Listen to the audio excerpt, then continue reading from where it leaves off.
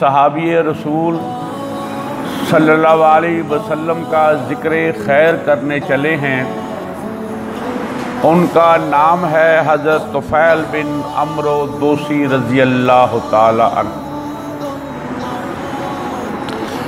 اور ان کا لقب جو تھا وہ تھا ذوالنور، نور والے۔ میں اس کی وجہ تسمیہ بتاتا چلوں، میں آگے بھی اس کا ذکر کروں گا ویسے،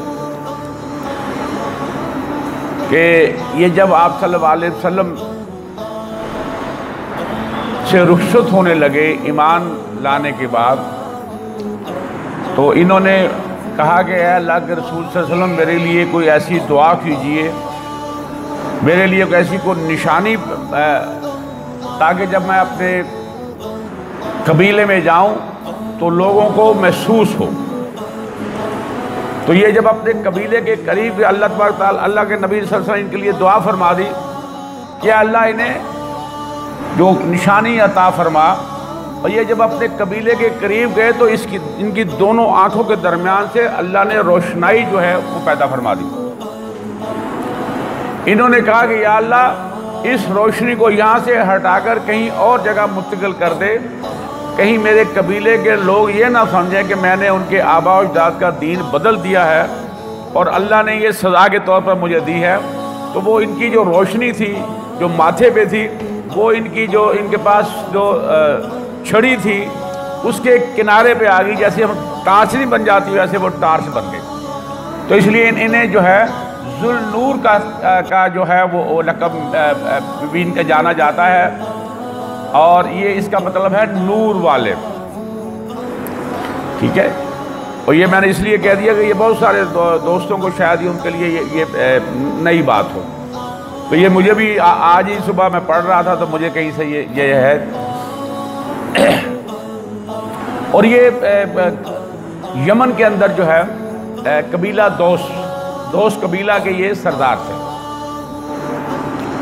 اور یہ مختلف قبائل سے لوگ عمرہ وغیرہ کے لیے اور حرم پاک کا طواف کرنے کے لیے آتے تھے پورے عرب سے۔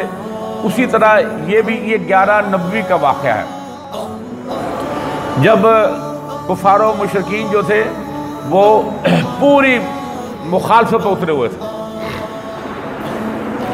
اور یہ جب آئے تو یہ میں بتاتا چلوں کہ یہ شاعر بھی تھے، صاحب علم بھی تھے، اور آتے ہی ان کو ہے وہ سرداران قریش نے گھیر لیا اور کہا کہ ہم ان سے بات کرنا چاہتے ہیں، اسے پلے باندھ لو۔ ہمارے یہاں ایک قریشی نوجوان نے نبوت کا اعلان کر دیا ہے،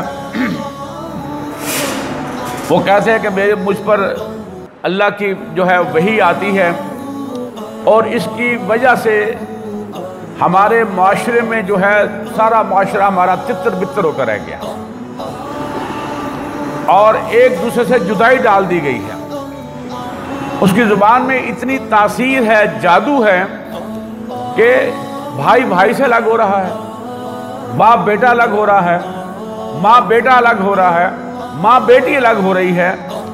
تو ہماری آپ سے درخواست یہ ہے کہ آپ معذاللہ ایسے جادوگر کے قریب بھی نہ پھٹیں، کہیں تمہارے کان میں وہ بات پڑ جائے اور تم پر اس جادو کا اثر نہ ہو جائے۔ تو کہتے ہیں کہ میں نے بار بار جو جب کہا تو میں بڑا سنجیدہ ہو گیا اس معاملے پہ، تو میں نے اپنے کانوں میں نا روئی ٹھونس لی تاکہ میں آپ صلی اللہ علیہ وسلم کی آواز میرے کانوں تک پہنچی نہ جائے، آئے بھی تو مجھے سنائی نہ دی جائے، اور جب اللہ سنانے پہ آتا ہے نا تو سنا کے رہتا ہے۔ وہ کہتے ہیں کہ میں حرم پاک میں تھا کہ آپ صلی اللہ علیہ وسلم تشریف لائے، اور میرے قریب ہی انہوں نے نماز کی ادائیگی شروع کر دی، تو اونچی آواز میں آپ صلی اللہ علیہ وسلم پڑھ رہے تھے تو وہ کئی سارا روئی میری کان سے کھسکی الگ ہوئی اور میری کان میں وہ آواز پڑ گئی، کیونکہ میں کہا یہ بڑے صاحب علم تھے اور یہ شاعر بھی تھے، یہ شاعری کو سمجھتے تھے سارا کچھ۔ انہوں نے کہا جب یہ کان میں آواز پڑی تو انہوں نے دل ہی دل میں سوچا کہ یار یہ کوئی شاعری نہیں ہے، کیونکہ بات کچھ اور ہی ہے۔ تو کہ میں بیٹھا رہا کہ جیسے آپ سے تشریف لے جائیں گے تو میں پیچھے پیچھے جاؤں گا، جہاں جس گھر میں داخل ہوں گے میں داخل ہو جاؤں گا اجازت لے کر۔ کہتے کہ اسی اسلام میں آپ صلی اللہ علیہ وسلم وہاں سے اٹھے اور اپنے گھر کی جانب روانہ ہوئے تو میں بھی پیچھے پیچھے۔ آپ سب جس گھر میں داخل ہوئے میں نے بھی اجازت لے کے آپ صلی اللہ علیہ وسلم کے پاس چلا گیا، اور پھر میں نے اپنے پورا واقعہ سنایا جو سرداران قریش نے میرے ساتھ کہا تھا۔ تو مجھے بڑی بے چینی تھی کہ میں آپ سب کی زبان مبارک سے کچھ سنوں، تو مجھے آپ صلی اللہ علیہ وسلم نے جو ہے سورہ اخلاص اور سورہ فلق،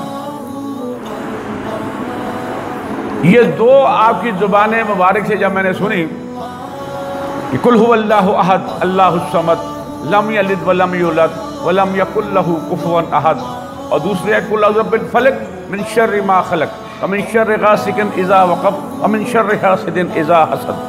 کہتا یہ جب میں نے سنی دو صورتیں تو میں تو دنگ رہ گیا۔ میں نے کہا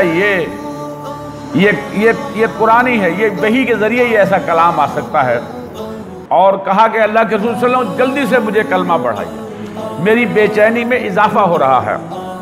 تو اللہ کے رسول صلی اللہ علیہ وسلم نے انہیں کلمہ پڑھایا، یہ صاحب ایمان ہو گئے۔ کہتے کہ میں کافی عرصہ میں وہی رہا مکے میں نے آپ صلی اللہ علیہ وسلم وہ دین سیکھا، اور جتنا میں ہو سکا میں نے قرآن جو ہے وہ حفظ کرنے کی کوشش کی، جو مجھے ہو سکا، سارا تو نہیں ہو سکتا نا، جتنا بھی ہو سکا۔ تو میں نے پھر جب میں نے واپس جانے لگا تو میں نے کہا اللہ کے رسول صلی اللہ علیہ وسلم میں اپنی قوم کا سردار ہوں، کوئی میرے لیے ایسی نشانی دعا کیجئے کہ میری قوم جو ہے اس سے متاثر ہو جائے، اور میرا یہ دین کی بات میں انہیں سمجھاؤں تو ان کے دل میں اتر جائے۔ تو اللہ کے رسول صلی اللہ علیہ وسلم نے ان کے لیے دعا کی کہ اللہم اجل لہ آیا، کہ اے اللہ تو فعل کو کوئی نشانی مرحمت فرما دے۔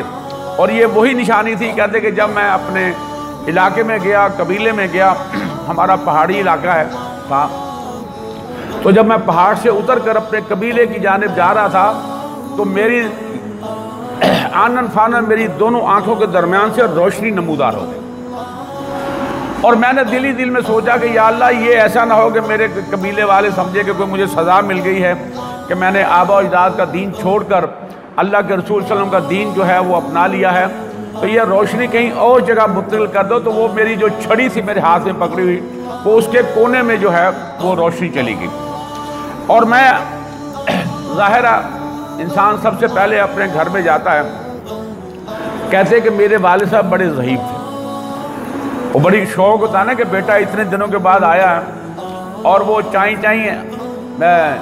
بیٹے کو ملنے کو اشتیاق ہوتا ہے۔ تو کہتے میرے قریب آئے تھے، میں نے کہا ابا میرے قریب مت آنا، اب میرا تم سے کوئی تعلق نہیں ہے، میں مسلمان ہو گیا ہوں، میں نے اللہ کے رسول صلی اللہ علیہ وسلم کا دین اپنا لیا ہے، آپ مجھ سے مل بھی نہیں سکتے اور بات بھی نہیں کر سکتے۔ اب باپ کے لیے تو یہ بڑا مشکل لمحہ تھا۔ تو کہا بیٹا کون سا دین ہے مجھے بھی بتا، میں بھی وہ دین میں داخل ہو جاتا ہوں۔ کہا کہ ابا پہلے نہا کے آؤ، کپڑے پاک پہنو اور پھر آؤ۔ تو ابا بڑا تھا، وہ جلدی جلدی بیچارہ اسی طرح انہیں جا گیا، غسل کیا، کپڑے پہنے، کہا بیٹا سناؤ مجھے، بتاؤ مجھے جو دین کون سا ہے۔ تو میں نے جب آیا تو انہوں نے بھی اشہد ان لا الہ الا اللہ و اشہد ان محمدن عبدہ و رسولہ پڑھ لیا۔ اسی اسلام میں میری بیوی آ گئی، اور میں نے اس سے بھی کہا کہ آپ میرے قریب نہیں آ سکتی کیونکہ میں مسلمان ہو گیا ہوں اور تو کافر ہے، اب تیرا میرا کوئی تعلق نہیں ہے۔ اس نے کہا یہ کیسے ہو سکتا ہے؟ تو اس کا حل کیا ہے؟ اس نے کہا حل اس کا یہ ہے کہ تو غسل کر کے آ، یہ ایک بت ہوتا تھا، اس کا نام ذو شرع کا نام ہے اس کے قریب ایک چشمہ تھا، کہا تو اس چشمے سے نہا کے آ اور کپڑے بدل کے آ۔ وہ بیچاری بھی جلدی جلدی گئی، غسل کیا، کپڑے بدلے اور آ گئی، اور آ کر کلمہ پڑھ لیا، صاحب ایمان ہو گئی، اور کہتے ہیں کہ پھر میں وہاں سے نکل کر اپنے قبیلے میں گیا. پورے قبیلے نے کسی نے میری بات نہیں سنی. اندازہ کیجئے ایک نشانی بھی ساتھ ہو اور دین کی دعوت دی جائے، ایک بندہ ایمان لے کر آیا، اور وہ تھے حضرت ابو ہریرہ رضی اللہ تعالیٰ. یہ بھی دوستی تھے، دوست قبیلے کے تھے، اور ان کا نام تھا عبد الشمس، اور ان کے بارے کا نام جو ہے وہ سخر آتا ہے، سخر دوسی. اور جب یہ مسلمان ہوا تو ان کا نام عبد الرحمن رکھ دیا گیا. اور مختلف کتابوں میں نام مختلف بھی ہیں ان کے. ایک عمرو بن عامر کے نام بھی ان کا آتا ہے، اور عبداللہ بن عامر بھی نام آتا ہے. لیکن یہ کیونکہ ہر وقت ان کو بلیوں سے بڑا پیار ہوا کرتا تھا، اور یہ اپنے پاس بلی ہر رکھتے تھے، تو ان کا نام جو ہے ابو ہریرہ. ہریرہ کہتے ہیں مادہ بلی کو. اور آپ صلی اللہ علیہ وسلم جو ہے انہیں ابو ہر کہتے تھے. وہ مذکر جو بلی ہوتی ہے اس کا نام ہوتا ہے. اور انہیں بھی ان کی چاہت ہوتی تھی کہ مجھے کوئی ابو ہریرہ نہ کہے، ابو ہر کہے. لیکن ابو ہریرہ ان کا نام زیادہ مشہور ہو گیا. اب آپ میں سے کسی کو شاید ہی پتا ہو کہ ان کا نام اللہ کے رسول صلی اللہ علیہ وسلم عبد الرحمن رکھا تھا. اور لیکن تاریخ میں کیا روایتیں جب روایت کرتے ہیں، کبھی ہم نے یہ نہیں کہا کہ عبد الرحمن بن سخر رضی اللہ تعالیٰ عنہ نے یہ روایت کیا ہے. ہم سب یہی کہتے ہیں کہ حضرت ابو ہریرہ رضی اللہ تعالیٰ عنہ نے یہ روایت کیا ہے. تو یہ ضمناً بات کی اصل میں یہ میں نے جو تھا کہ آج میرا پروگرام یہ تھا کہ میں حضرت ابو ہریرہ رضی اللہ کے بعد، اور جب میں نے طفیل بن عمرو دوسی رضی اللہ تعالیٰ عنہ کا کہا کہ انہوں نے ان کی وجہ سے اسلام لائے تھے، تو ظاہر ہے ان کا تھوڑا سٹارٹ لینا پڑنا تھا. تو جب وہ میں نے سٹارٹ لیا تو پھر میں وہ سٹارٹ آگے چلتا چلا گیا. وہ حضرت ابو ہریرہ واقعہ پیچھے رہ گیا، حضرت طفیل بن عمرو دوسی رضی اللہ تعالیٰ کا واقعہ آگے آ گیا. یہ انشاءاللہ پھر کسی دن آپ کو ڈیٹیل میں بات کو، بڑا خوبصورت ان کے جو واقعات ہیں ان کی زندگی کے. تو کہتے ہیں کہ ان کے علاوہ کوئی بھی صاحب ایمان نہ ہوا. تو میں کچھ عرصے کے بعد، آپ صلی اللہ علیہ وسلم کی ابھی ہجرت نہیں ہوئی تھی، آپ سے خدمت میں لے کے گیا، اور پھر میں نے جا کر اللہ کے رسول صلی اللہ علیہ وسلم سے یہ عرض کیا کہ اللہ کے رسول صلی اللہ علیہ وسلم، میں نے بڑی کوشش کی اپنے قبیلے میں، لیکن میری بات ہی کسی نے سنی. لگتا ہے کہ ان کے دلوں پہ ایسا کوئی پردہ پڑ گیا ہے کہ وہ ان کو بات کوئی اچھی سجائی نہیں دے رہی. تو لہٰذا میں نے تو اپنے تئیں ساری کوشش کر لی ہے. میں چاہتا ہوں اللہ کے رسول صلی اللہ علیہ وسلم ان کے لیے بد دعا کر دیجئے.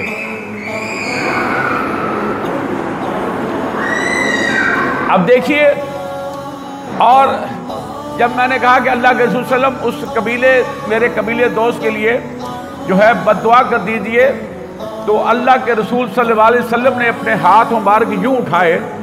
تو میں نے سمجھا اب دوست قبیلے کی خیر نہیں، اب تباہی ان کی مقدر ہے. لیکن یہاں تو اللہ کے رسول صلی اللہ علیہ وسلم کی شان ہی نرالی ہوا کرتی ہے. وہ تو اپنے کسی بڑے سے بڑے دشمن کے لیے بھی بد دعا زبان سے نہیں نکالتے. ان کو جو اتنی تکالیفیں دی تھی، جن کے اوپر کوڑا پھینکا گیا، اوجری پھینکی گئی، اور اس طرح باقی جسے تکلیف، کانٹے بچھائے گئے، ہنڈیا میں گند ڈال دیا گیا، اور نہ جانے طائف کی وادی میں کیا کچھ نہیں ہوا، لیکن اللہ کے رسول صلی اللہ علیہ وسلم کی زبان مبارک سے کسی کے لیے بد دعا نہیں نکلی. کیوں؟ کہ وہ تو رحمت للعالمین بنا کر بھیجے گئے تھے. وہ کیوں کر کسی کے لیے وہ بد دعا دیتے؟ اور قرآن میں ہے کہ وما ارسلناک الا رحمت للعالمین. وہ تو رحمت عالمین جو ہے اس پوری کائنات کے ہر جہان، تمام جہانوں کے لیے بنا کر بھیجے گئے تھے. اور وہ کیوں کر جو ہے کسی کے لیے بد دعا کرتے؟ اور سورہ توبہ میں ہے نا کہ لَقَدْ جَاءَكُمْ رَسُولٌ مِّنْ أَنفُسِكُمْ عَزِيزٌ عَلَيْهِ مَا عَنِتُّمْ حَرِيصٌ عَلَيْكُمْ بِالْمُؤْمِنِينَ رَءُوفٌ رَحِيمٌ. یقیناً تمہارے پاس ایسے رسول تشریف لائے ہیں جو تم ہی میں سے ہیں، ہم ہی میں سے تھے وہ، اور ان کو تمہاری تکلیف نہایت گراں گزرتی ہے، اور وہ تمہاری بھلائی کے خواہش مند ہیں. اور ایمان والوں میں بڑے ہی شفیق اور رحیم ہیں۔ یہاں دو چیزیں ہیں، رؤوف اور رحیم، یہ دونوں صفتیں اللہ تبارک تعالیٰ کی ہیں۔ ذرا غور فرمائیے گا ذرا، یہ دونوں جو ہے صفتیں اللہ تبارک تعالیٰ کی ہیں، لیکن اللہ تبارک تعالیٰ نے یہ دونوں صفات جو ہیں اپنے محبوب صلی اللہ علیہ وسلم کو عطا فرمائی، رؤوف اور رحیم۔ تو وہ اس زبان مبارک سے کس کے لیے کیسے بد دعا نکل سکتی تھی؟ تو فرماتے ہیں کہ جب دونوں ہاتھ اوپر اٹھائے تو میں نے کہا اب ہمارے قبیلے کی خیر نہیں، لیکن قربان جائیے آپ صلی اللہ علیہ وسلم پر کہ ہاتھ اٹھا کر جو دعا کی کہ اللہم اہدی دوسن، اور یہ 3 دفعہ کہا کہ اللہم اہدی دوسن، اللہم اہدی دوسن، اے اللہ دوست کو قبیلے کو ہدایت فرما، اے اللہ دوست قبیلے کو ہدایت فرما، اے اللہ دوست قبیلے کو ہدایت فرما۔ دیکھیے، اور پھر وہ کہتے ہیں کہ میں جب واپس آیا تو کیا میں نے جب وہی طفیل جب پہلے بات کرتا تھا کوئی میری بات نہیں سنتا تھا، لیکن اب جب میں نے جا کے ان کے اللہ کے رسول کی بات بتلائی تو دیکھتے دیکھتے میرا سارا قبیلہ مسلمان ہو گیا۔ یہ ہے زبان مبارک سے جو بات نکلی ہوتی ہے۔ کیونکہ میرے ذہن میں آ گئی ایک اور بات کہ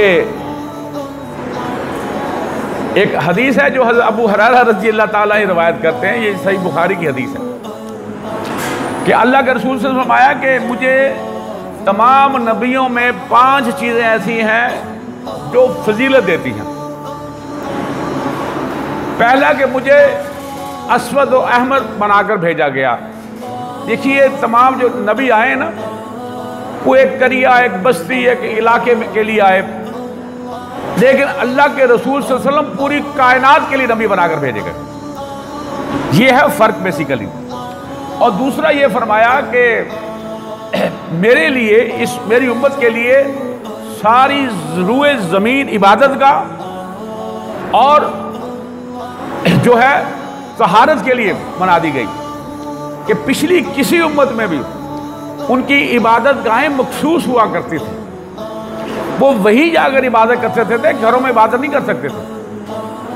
لیکن اے امت محمد صلی اللہ علیہ وسلم کی جو فضیلت ہے وہ یہ ہے کہ جہاں نماز کا وقت ہو، وہ جنگل ہو، بیابان ہو، جہاں مرضی ہو، اللہ اکبر کہہ کر جو ہے وہ زمین ہی عبادت کا بن جاتی ہے۔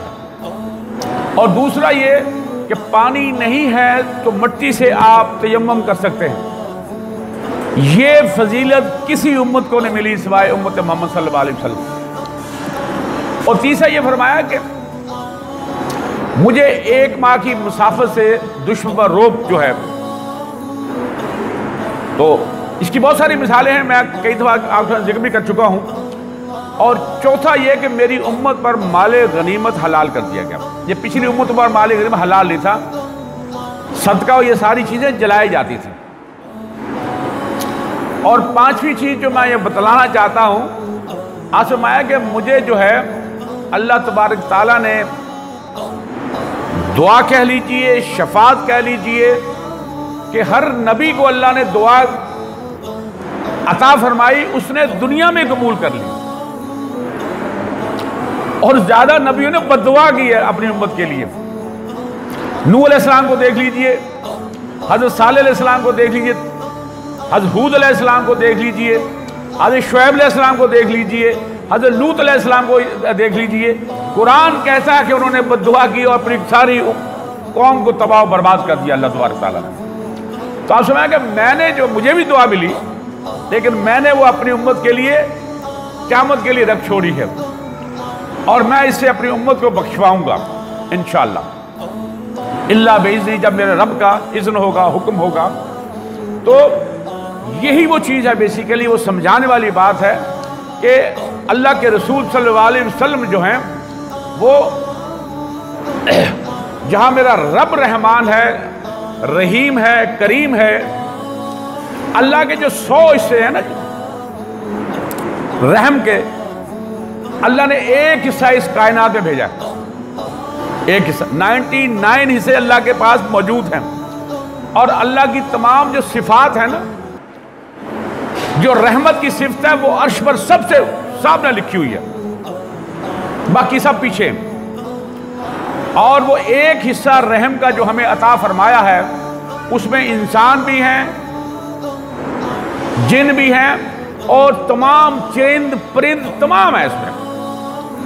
اور اس ایک حصے رحم کے دیکھیے کہ ماں اور باپ کتنی محبت کرتے ہیں کہ ذرا سی بچے کو کوئی تکلیف ہو جائے تو ساری رات نیند ان کی آنکھوں سے غائب ہو جاتی ہے. یہ جانور، یہ چرند، یہ پرند کس طرح اپنے بچوں کے لیے تکالیفیں اٹھاتے ہیں.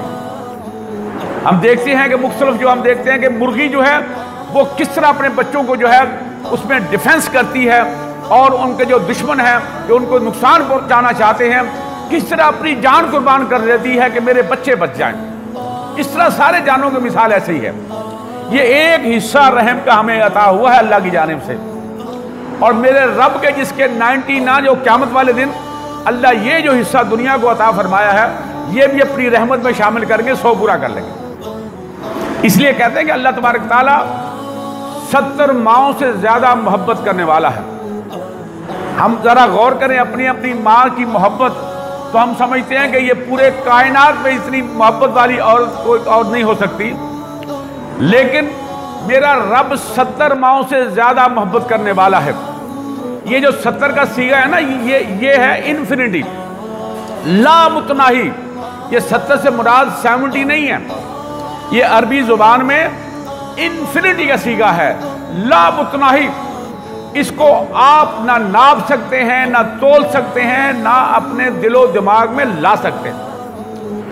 اس لیے آپ اماں ہوا سے لے کر آخری عورت جو اس دنیا میں تشریف لانی ہے ان سب کی محبتوں کو یکجا کر دیں، ایک پلڑے میں ڈال دیں، اور میرے رب کی محبت کو ایک جو ہے ایک پلڑے میں ڈال دیں تو میرے رب کی محبت والا پلڑا جھک جائے. یہ ہے وہ بیسیکلی چیز. اور یہی ہم سے تقاضا کیا جاتا ہے کہ ہم امت محمد صلی اللہ علیہ وسلم کے ایک فرد ہیں، تو ہمیں بھی چاہیے کہ ہم پیار محبت سے پیش آئیں لوگوں کو. لوگوں کی کڑوی کسیلی باتیں جو ہیں ان کے ظلم و زیادتی کا جواب پیار محبت اور رحم سے دیں. یہ ہے وہ تقاضا جو ہم سے کیا جاتا ہے. اور ہم کہتے ہیں شیر کو سوا شیر. او اللہ کے بندو، شیر کو تو ایک تولہ بھی نہ دو تو پھر اللہ کا اجر و ثواب دیکھ لو جو تمہیں ملتا ہے. جب معافی معافی معافی، ٹھیک ہے. اور جو جنتیوں کے اخلاق ہے نا اس میں 3 چیزیں سب سے بڑھ کر یہ ہیں کہ برائی کا جواب بھلائی سے دینا، جو محروم کرے اس کو عطا کرنا، ٹھیک ہے، اور جو ظلم کرے اسے معاف کر دینا اللہ کی رضا کے لیے. یہ وہ چیز ہے بیسیکلی.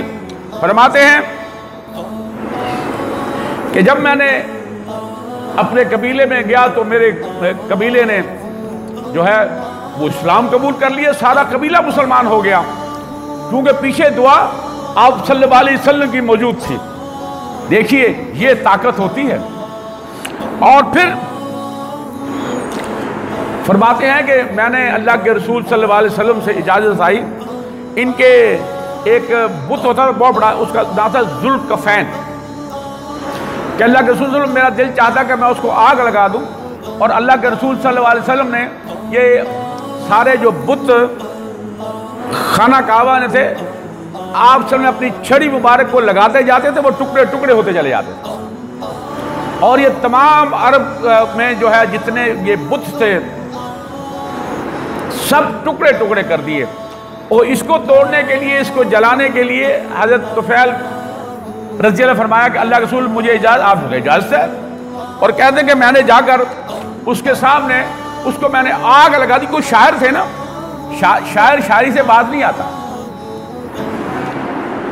اگر کوئی نہ سنے تو بڑے زبردستی سناتے ہیں، ٹھیک ہے نا. تو وہاں بھی انہوں نے کہا کہ اسے، وہ عربی میں اس کا ترجمہ کر رہا ہوں کہ اے ذوالکفین، میں تیرا پجاری اور غلام نہیں ہوں، اور ہماری تاریخ تمہاری تاریخ سے بہت زیادہ قدیم ہے، تو کل کسی نے بنایا ہوگا نا، اور ہماری تاریخ تو حضرت آدم علیہ السلام سے شروع ہوتی ہے، ٹھیک ہے نا؟ اور لو میں تیرے دل میں آگ کو ٹھوس رہا ہوں، اب تجھ کو میرا نقصان کرنا ہے تو کر لے۔ اس نے خاک کرنا، ہمارے ہاتھ کے بنے ہوئے بت، انہوں نے ہمارے کیا نقصان کرنا ہوتا ہے، اور کہا کہ میں تیرے آگ ٹھوس رہا ہوں تیرے دل میں، تیرے جسم کو جلا رہا ہوں، اگر تجھ میں کوئی طاقت ہے تو مجھے نقصان پہنچا کر دکھا، ٹھیک ہے؟ اور پھر بتاتے کہ میں پھر یہ اپنے قبیلے کے بہت سارے لوگوں کو لے کر گئے، اور اس وقت 7 ہجری ہو گئی تھی، خود یہ 11 نبوی میں آئے، پھر 1-2 سال بعد آئے، اس کے بعد یہ 7 ہجری میں، تقریباً یہ 9 سال کا جو ہے وقفہ بنتا ہے۔ جب یہ آئے تو خیبر فتح ہو چکا تھا، اور اللہ کے رسول صلی اللہ علیہ وسلم جو مال غنیمت تھا اس میں حضرت طفیل بن عمرو دوسی اور حضرت ابو ہریرہ ان سب کا حصہ نکالا تھا اس مال غنیمت میں سے۔ اور پھر کہتے ہیں کہ میں نے بقیہ ساری ظاہر یہ خیبر کے بعد آئے، فتح مکہ، جنگ حنین، یہ تمام جنگوں میں نے جو ہے وہ حصہ لیا۔ اور جب آپ صلی اللہ علیہ وسلم اس دنیا سے تشریف لے جاتے ہیں تو پھر ایک عجیب سما تھا کہ بہت سارے قبائل جو تھے وہ مرتد ہو گئے، اور لوگوں نے جو ہے وہ زکوٰۃ دینے سے انکار کر دیا تھا۔ تو سب سے بڑا جو کذاب تھا مسلمہ بن کذاب، جہاں کے جنگ یمامہ ہوئی، یہ بنو حنیفہ کے رہنے والے تھے، اور انہوں نے ایک روایت میں آتا ہے کہ 40,000 اور دوسری روایت میں آتا ہے کہ 1 لاکھ، ذرا تصور کیجئے، آپ صلی اللہ علیہ وسلم کی وفات کے فوراً بعد کا یہ واقعہ ہے، اور یہ مسلمہ بن کذاب جو تھا آپ صلی اللہ علیہ وسلم سے مل بھی چکا تھا، اور یہ پورے لوگ آئے تھے اور آپ سے انہیں تحفہ بھی دیے تھے، اور اس نے اس وقت بھی جو ہے کہا تھا کہ مجھے اگر نبوت میں حصہ دے دیا، یعنی کہ آپ کے بعد آدھی آپ لوگوں کی آدھی مجھے دے دیجئے۔ تو اللہ کے رسول فرمایا ہاتھ میں کوئی چیز تھی معمولی سی، کہا کہ تجھے یہ چیز بھی نہیں مل سکتی، ٹھیک ہے؟ اور پھر حضرت ابوبکر صدیق رضی اللہ تعالیٰ عنہ نے یہاں حضرت اکرمہ بن ابو جہل اور خالد بن ولید اور باقی لوگوں کو جو ہے بھیجا تھا یہاں، اور اس جنگ میں حضرت طفیل بن عمرو دوسی رضی اللہ تعالیٰ عنہ بھی شامل تھے۔ وہ کہتے ہیں کہ راستے میں مجھے ایک خواب آیا، خواب بڑا عجیب تھا، میں آپ سے شیئر کرنا چاہتا ہوں۔ کہتے ہیں کہ مجھے خواب یہ آیا کہ میرا سر جو ہے وہ موڑ دیا گیا ہے، اور میرے منہ سے ایک پرندہ نکلا ہے، اور مجھے ایک بڑی ہی عورت ملی جس نے مجھے اپنی شرمگاہ میں داخل کر لیا، اور پھر میں نے اپنے بیٹے، ان کا نام بھی تھا عمرو بن طفیل رضی اللہ تعالیٰ عنہ، کہ انہیں دیکھا کہ وہ میری جو ہے تلاش میں ہیں، کہ وہ لیکن تلاش کرتے کرتے وہ رک جاتے ہیں۔ میں نے اپنے ساتھیوں سے کہا کہ یار مجھے اس کی ذرا کوئی تعبیر بتائی جائے، مجھے کسی نے بھی نہ بتائی۔ تو میں نے کہا کہ میں نے خود کو میں نے کہا بڑے صاحب علم تھے، شاعر بھی تھے، اور کہا کہ میں نے اس کی جو ہے تعبیر خود ہی جانی ہے کہ اس کی تعبیر یہ ہو سکتی ہے، اور یہ کہا کہ یہ جو ہے نا کہ میرا جو ہے سر مونڈا جائے گا، اس کا مطلب میرا سر کٹ جائے گا، میں شہادت کا رتبہ پاؤں گا۔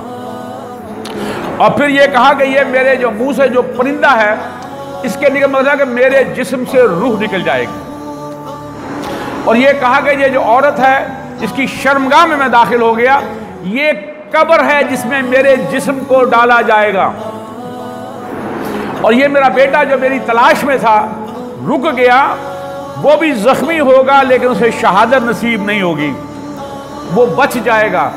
اور ہم نے دیکھا کہ اسی جنگ یمامہ میں حضرت طفیل بن دوسی رضی اللہ تعالی عنہ شہادت کا رتبہ پاتے ہیں، اور ان کا خواب سچا ثابت ہوا، ان کی گردن بھی کٹی، ان کی روح بھی پرواز کر گئی، اور وہ قبر میں بھی ڈالے گئے، اور ان کا بیٹا شدید زخمی ہوا لیکن شہادت نصیب نہیں ہوئی۔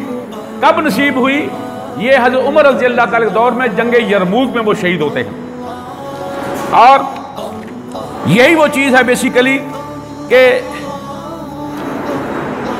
قرآن پاک میں ہے نا، سورہ آل عمران میں ہے کہ وَلَا تَحْسَبَنَّ الَّذِينَ قُتِلُوا فِي سَبِيلِ اللَّهِ أَمْوَاتًا بَلْ أَحْيَاءٌ عِندَ رَبِّهِمْ يُرْزَقُونَ.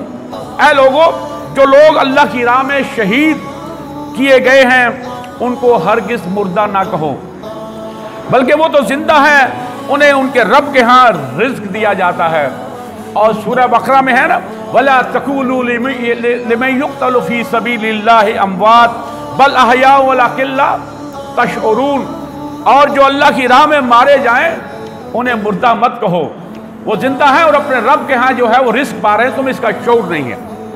دیکھیے جو شہید ہے اس کے جسم کا پہلا خون کا قطرہ جب زمین پر گرتا ہے اللہ سے بخش دیتا ہے، سوائے قرض کے جنت میں داخل کر دیتا ہے. اور جنت میں یہ سبز رنگ کے پرندوں میں ان کی روح چلی جاتی ہے، اور یہ جنت ساری میں اڑتے پھرتے ہیں اور دانہ دن کا چگتے ہیں جو دل چاہتا ہے.